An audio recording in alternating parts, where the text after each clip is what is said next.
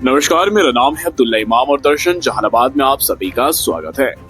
हम हाजिर हुए कुछ अहम खबरों के साथ। थोड़ा सा वक्त निकाल कर देखिए खबरें फटाफट अंदाज में। हम खबरों के सिलसिले की शुरुआत करते हैं और पहली खबर पर आते हैं। जहानाबाद से एक ऐसी खबर निकलकर सामने आई जिसने सिर्फ ना व्यवस्था बल्कि शिक्षक और छात्र के रिश्ते पर भी सवाल खड़े कर दिए हैं। एक मासूम छात्र की पढ़ाई की जगह पिटाई हो जाती है, वो भी बुरी तरीके से। जी हाँ, बात हो रही है साहो बिघा के सौरभ कुमार की, जिसे उसके ही शिक्षक ने बेरहमी से पीट दिया। बताया जा रहा कि सौरभ 8वीं का छात्र और क्लास में पढ़ाई कर रहा था। तभी कुछ बच्चे गाना गाने लगे तो सौरभ ने क्लास की मैडम को इस बात की जानकारी दी, लेकिन इसके बाद इसका रिएक्शन यह हुआ कि गाना गाने वाले बच्चे सौरभ से झगड़ने लगे। तभी पीटी टीचर पृथ्वी चंद्र प्रकाश भी आ पहुंचे, लेकिन मासूम छात्र की फरियाद सुनने के बजाय खुद शिक्षक ने सौरभ के साथ मारपीट शुरू कर दी।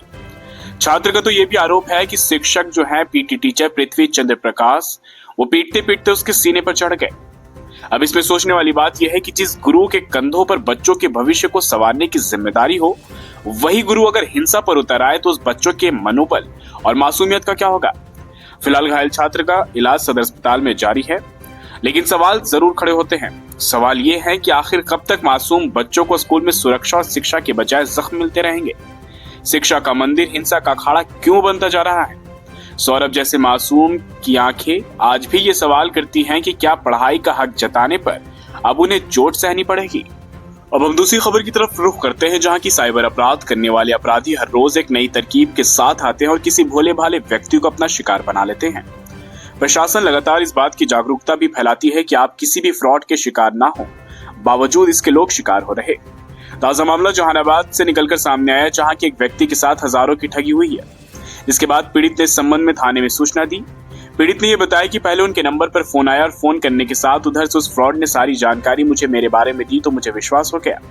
फिर उसने कहा कि 12,000 रुपए आपके खाते में भेज रहा हूं, आप अपने पास रखिए और मैं कल आऊंगा तो ले जाऊंगा। लेकिन थोड़ी देर बाद उसने 2 अलग अलग नंबर दिए और फिर कहा कि पैसे इसमें डाल दीजिए। मैंने पैसे उसमें डाल दिए और जब मैंने अपने खाते के बैलेंस को चेक किया तो देखा कि ये पैसे मेरे खाते से जा रहे। तो फिर मैंने तुरंत बैंक को सूचना दी, साइबर पुलिस को सूचना दी तो बैंक से मालूम चला कि मेरे यूपीआई को हैक कर लिया गया और फिर बैंक की सलाह पर मैंने थाने में शिकायत की।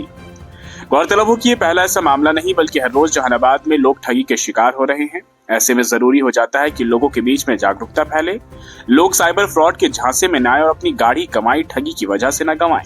अब अगली खबर की तरफ आपको लिए चलते हैं, जहां की जहानाबाद शहर में एक बार फिर से अतिक्रमणकारियों के खिलाफ प्रशासन का डंडा चला है।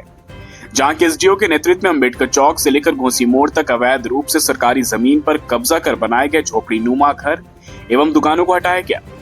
अतिक्रमण हटाओ अभियान का नेतृत्व कर रहे अधिकारियों ने बताया कि जिला प्रशासन इस बार कमर कस चुकी है और लगातार ये अभियान 1 सप्ताह तक शहर के विभिन्न इलाकों में चलेगा। वहीं आज के इस अभियान की बात करें तो एसडीओ, अंचल अधिकारी, नगर परिषद के कार्यपालक पदाधिकारी, नगर थाना अध्यक्ष दिवाकर कुमार विश्वकर्मा के साथ पुलिस बल की मौजूदगी रही और सभी की निगरानी में ही अतिक्रमण हटाओ अभियान चलाया गया। अब सरकार की एक महत्वपूर्ण योजना से जुड़ी खबर से हम आपको रूबरू कराते हैं। शुक्रवार को जहानाबाद शहर के नगर परिषद के पुराने कार्यालय में प्रधानमंत्री आवास योजना के तहत लाभुकों के बीच में गृह प्रवेश की चाबी बांटी गई। आवास योजना के लाभुकों ने प्रधानमंत्री नरेंद्र मोदी, नगर परिषद के अध्यक्ष, उपाध्यक्ष एवं गणमान्य वार्ड पार्षदों का आभार जताया। मौके पर वार्ड पार्षद प्रकाश कुमार और प्रकाश बाबा ने शहरवासियों को संबोधित करते हुए कहा कि आज बेहद खुशी की बात है कि कई बेघर लोगों को नए आशियाने की चाबी मिल रही है, लेकिन इसके तहत शहरी गरीबों को प्रधानमंत्री आवास योजना का लाभ भी मिलना चाहिए। केवल अंचल के रसीद न रहने के कारण शहरी गरीबों को आवास का लाभ नहीं मिल पाता है। 2012 के बाद शहर के कई मोहल्लों का अंचल रसीद न होने के कारण चयनित लाभुकों को भी इसका लाभ नहीं मिल पा रहा, जो बिल्कुल दुखद है, क्योंकि वर्तमान में हजारों बेघर लोग आज भी शहर में आवास योजना के लिए ब्लॉक एवं नगर परिषद का चक्कर काट रहे हैं। इसलिए सरकार को और भी ध्यान देते हुए ऐसे लोगों को भी चिन्हित कर इन पर ध्यान देने की जरूरत है। अब बारी आखिरी खबर की और आखिरी खबर का हम जिक्र करते हैं। बुनियाद केंद्र में दिव्यांगजन आपदा सुरक्षा प्रशिक्षण कार्यक्रम का आयोजन किया गया। इस अवसर पर बड़ी संख्या में दिव्यांगजन और उनके परिजन उपस्थित रहे। कार्यक्रम का संचालन संबंधित अधिकारियों ने किया और प्रतिभागियों को आपदा की स्थिति में सुरक्षित रहने के तरीकों की जानकारी दी।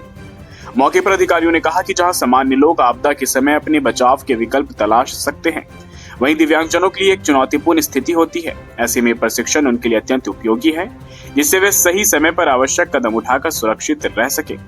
वहीं इसके आगे बुनियाद केंद्र की जिला प्रबंधक अनुकुमारी ने बताया कि इस प्रकार के शिविरों के माध्यम से दिव्यांगजनों तक आपदा सुरक्षा का संदेश पहुंचाना मुख्य उद्देश्य है। तो दोस्तों ये थी जहानाबाद के दिन भर की कुछ अहम खबरें जिससे कि हमने आपको रूबरू कराया।